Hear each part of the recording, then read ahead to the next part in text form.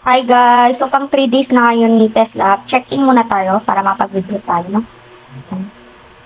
Pang 3 days na ngayon. May 120 po ako nabala. 125 na pala yan. So, 125. Mag-review tayo. Tignan natin kung mabilis pa rin yung withdraw mo.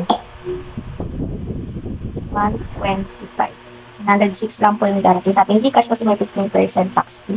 Ang minimum withdraw po is 100 pesos.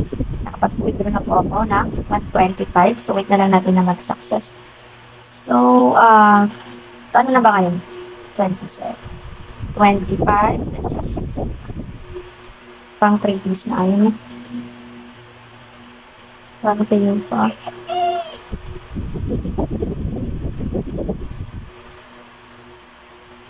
So, habang hinihintay natin na pumasok yung ating income, is that ito po yung mga product nila, 200 pesos pinakamababang recharge.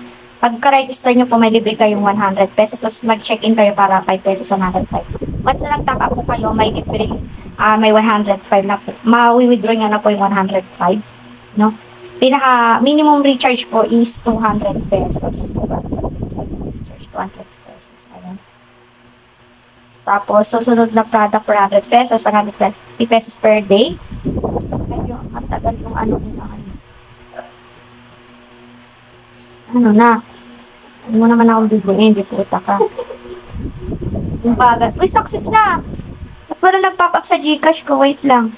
Check natin kung pumasok sa Gcash. Si Tesla, pinakaba naman ako. Eto na nga guys, so nag-withdraw ko ng 1233.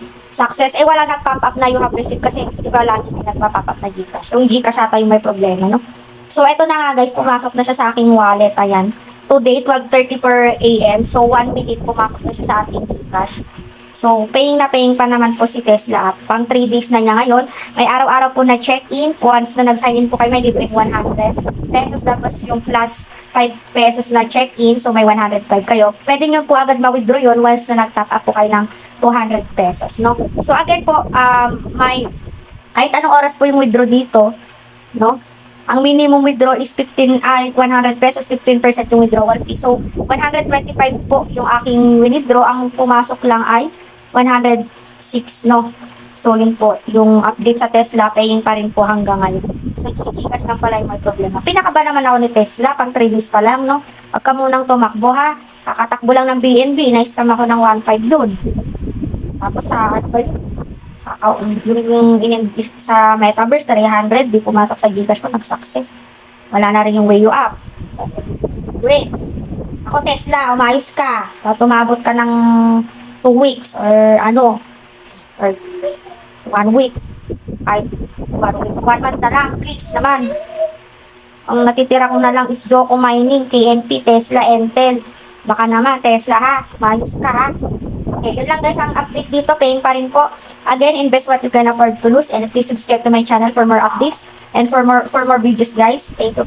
Thank you for watching and happy earnings. Bye-bye! Subscribe to my channel naman guys. Diba?